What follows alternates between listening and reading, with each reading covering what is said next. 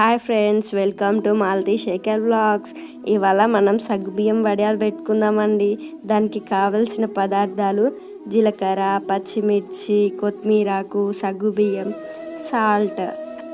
ఒక కప్పు సగ్గుబియ్యాన్ని మంచిగా కడుక్కోండి. అవి కడిగిన తర్వాత ఒక 1 అవర్ పాటు నానబెట్టండి. చిన్న సగ్గుబియ్యం అయితే ఒక 1 అవర్ నానబెట్టుకోండి. కొంచెం లావు అయితే 2 అవర్స్ నానబెట్టుకోండి. అవి పక్కకు పెట్టేసుకున్న తర్వాత మిక్సీలో పచ్చిమిర్చి, కొత్తిమీరాకు వేసుకొని మంచిగా గ్రైండ్ చేసుకోండి. స్టవ్ మీద ఒక గంజు పెట్టేసుకొని దాంట్లో నానబెట్టిన సగ్గుబియ్యం వేసేసుకోండి. మనం ఏ గిన్నె కొలతతో అయితే సగ్గుబియ్యం నానబెట్టుకున్నామో అదే గిన్నె కొలతతోటి 5 గిన్నెల వాటర్ యాడ్ చేసుకోండి. వాటర్ యాడ్ చేసినాక స్టవ్ ముట్టియండి. ముందే ముట్టిస్తే సగ్గుబియ్యం మాడిపోతాయి.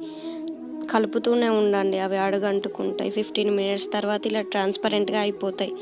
కొంచెం దగ్గరికి వచ్చిన తర్వాత మీ రుచికి తగ్గినట్టు కొంచెం ఉప్పు వేసేసుకోండి.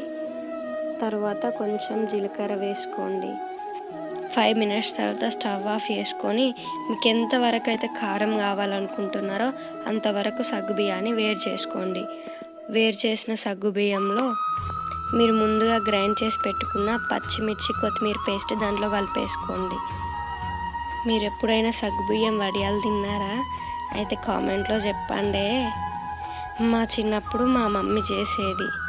ఇలా ఒక కవర్ పైన అయినా పర్లేదు, కాటన్ శారీ మీద అయినా పర్లేదు, ఇలా చిన్నగా వేసేసుకోండి. కొంచెం పల్చగా వేయండి, మందం వేస్తే ఆరడానికి టైం పడుతుంది. మీరు కూడా మంచంలో వడియాలు వేస్తే ఒక పంచి చెద్దరేసి వేయండి, ఎందుకంటే ఆగట్లే, జారిపోతుంది అది పెట్టిన కొద్దీ. కారపు వడియాలకు ఉప్పు వడియాలకు వేసేటప్పుడు అసలు తేడా తెలియట్లేదండి, సేమ్ కలర్ ఉన్నాయి. వడియాలు పెట్టుకోవడం చాలా కష్టం అనుకున్నా కానీ కష్టమేం కాదండోయ్. సమ్మర్లో ట్రై చేయండి. వర్షాకాలం వర్షాలు కొడుతుంటే అలా ఎంచుకొని తినచ్చు. ప్లీజ్ డూ సబ్స్క్రైబ్, మర్చిపోకండి.